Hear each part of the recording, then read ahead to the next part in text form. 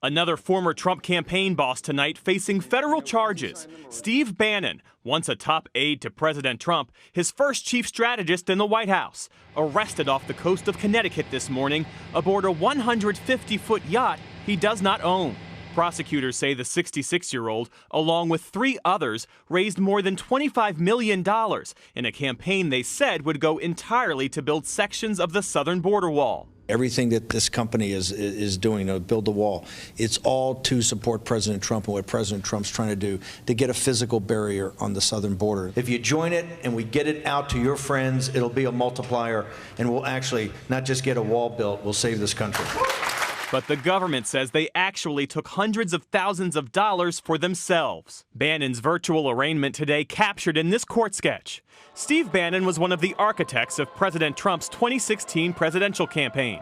Mr. Trump distancing himself from Bannon today when pressed by NBC News. Mr. President, what's your reaction to the indictment of your former campaign aide, Steve Bannon? Well, I feel very badly. I haven't been dealing with him for a long period of time, as most of the people in this room know. He was involved in our campaign. He worked for Goldman Sachs. He worked for a lot of companies, but he was involved likewise in our campaign and for a small part of the administration very early on. I haven't been dealing with him at all. I know nothing about the project other than I didn't like, when I read about it, I didn't like it. I said, this is for government, this isn't for private people. And it sounded to me like showboating, and I think I let my opinion be very strongly stated at the time. I didn't like it. It was showboating and maybe looking for funds, but you'll have to see what happens. I think it's a very sad thing for Mr. Bannon. Respectfully, sir, it's not just Steve Bannon. It's Roger Stone, it's Michael Flynn, it's Rick Gates, Paul Manafort, Michael Cohen. What's it say about your judgment that these are the kind of people? Well, I have no idea. While President Trump says he knew nothing about the fundraising effort, longtime ally Chris Kobach told the New York Times in an interview last year, the president said the project has my blessing, and you can tell the media that. Chris Kobach says you endorsed the wall. Is that true? I didn't know that.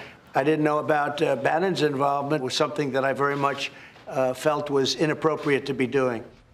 Steve Bannon's court hearing ended today with his attorney entering a plea of not guilty on his behalf.